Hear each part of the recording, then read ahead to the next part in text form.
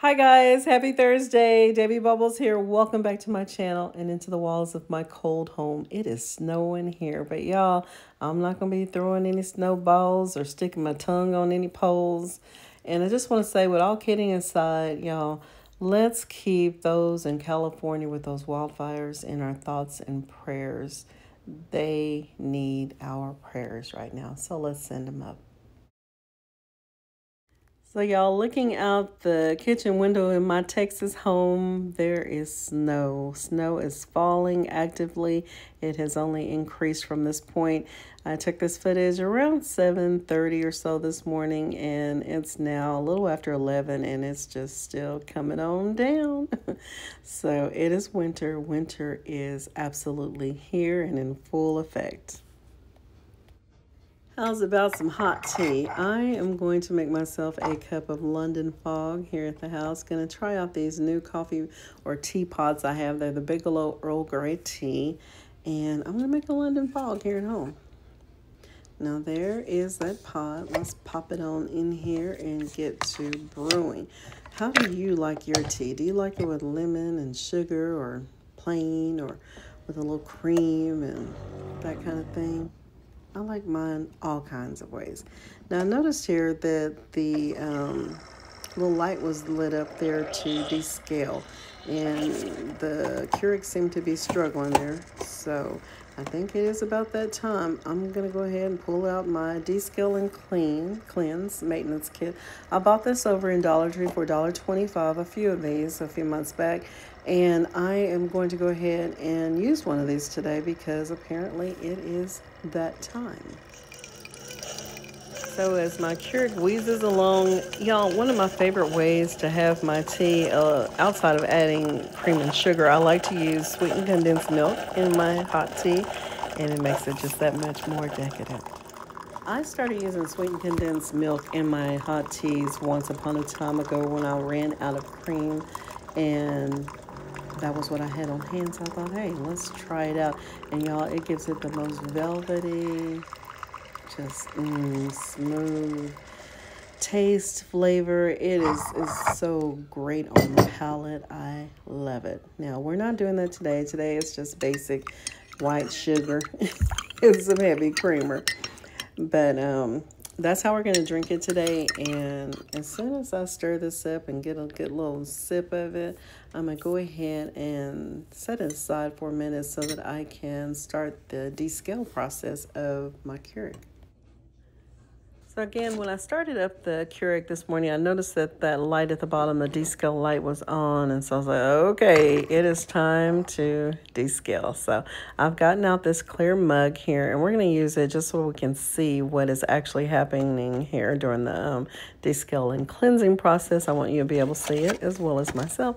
So we're going to follow the instructions here per the packaging, and we are going to begin the process. Now, this package comes with everything you need to descale and cleanse your Keurig machine or any top-loading coffee maker. There's a descale solution there, and then there are also two pods in here. They are the rinse pods. So we're going to set all that down there to the side, and I am going to turn my machine around, see how much water we have in here. We need approximately 3 cups of water per the package to begin this process, or to do the process period.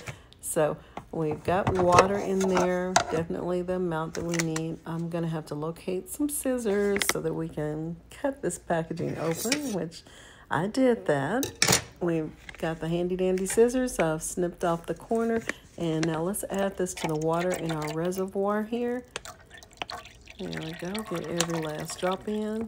And once we have this inside of the reservoir, we are going to put the lid back on, or top back on, of that reservoir. All right, so now that we have the top back on, we're going to go ahead and proceed on to the next step in this process, which is to brew it. All righty, so we have all of the components that we're needing to use here out and on the counter, so let's go. Y'all, as I film this, the snow has increased outside and it is whistling. I wish you could hear it. It is something to behold. It's cutting up out there.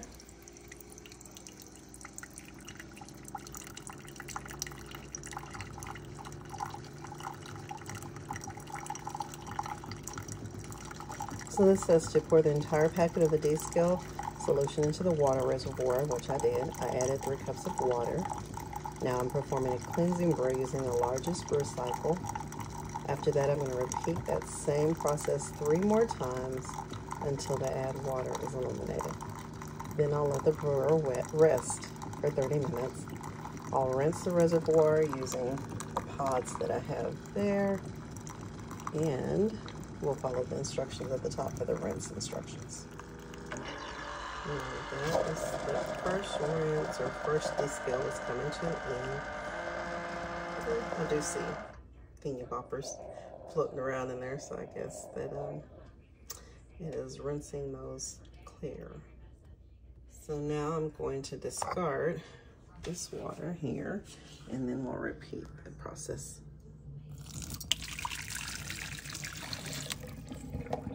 So I'll discard it, and we are now going to brew again and descale a second time.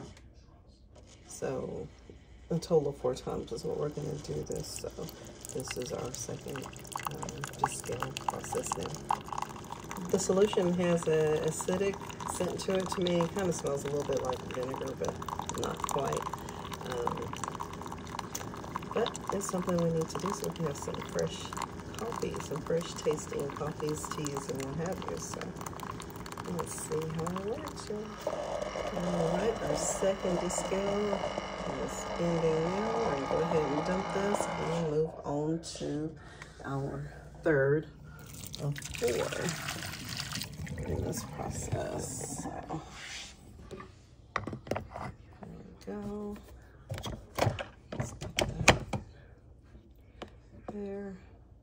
And we're now going to, we've got to add some more water because it says to do it 4 times in total until we get back to the, where it's flashing like it is right now, telling us we need to add water. So we're going to do this again. Hang on. All right, so I'm going to add more water. Some bottled water here, because that's what I use anyway. And now we're going to add.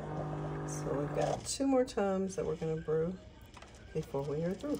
All right, this is descale number 3. And we're going to go and do a 4th one, and then we'll do the rinse.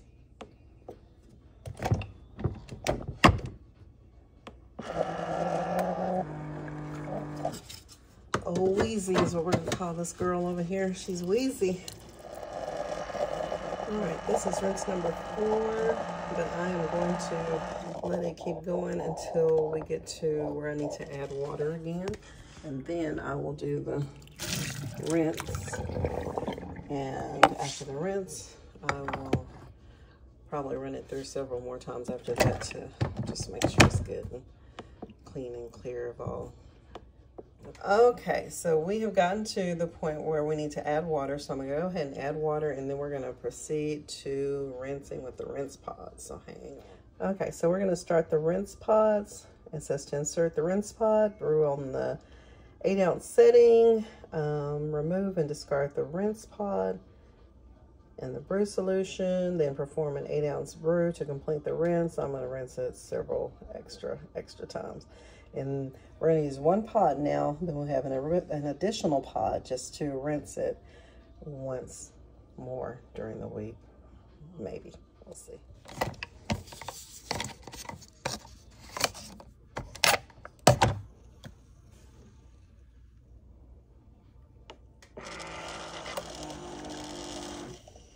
So this is the rinse pod that we have going now.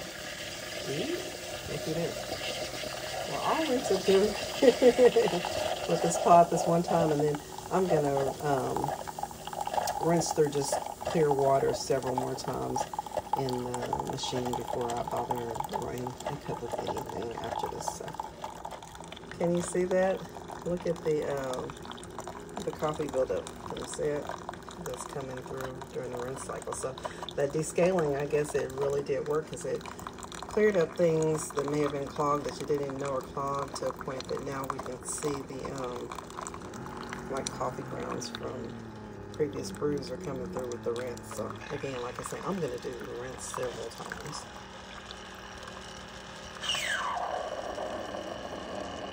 Let's see, I'm getting a good angle for you to see what's in the cup.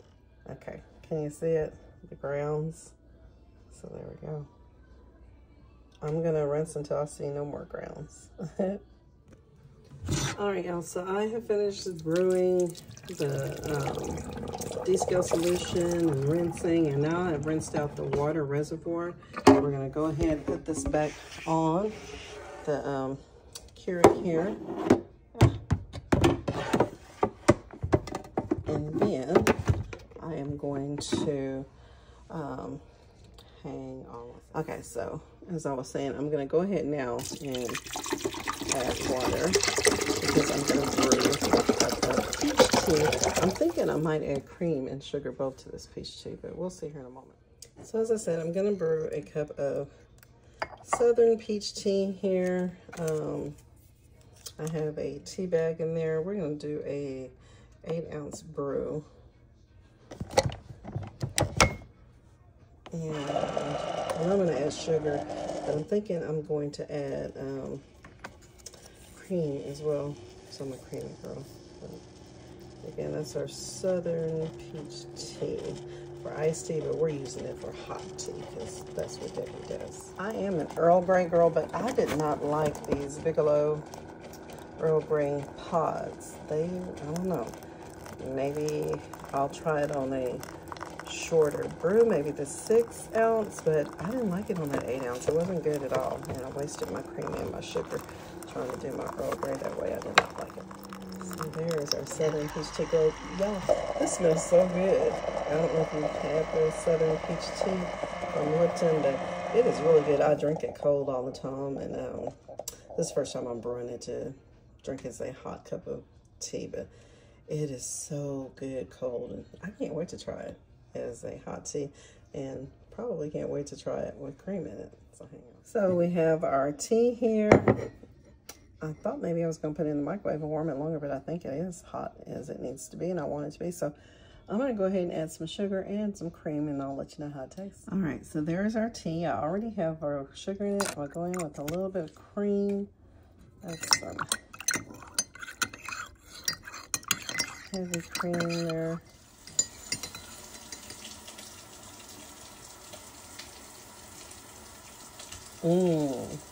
That's good. That's real good. All right, guys, so that was my descale and cleanse of my Keurig using the Descale and Cleanse maintenance kit from Dollar Tree.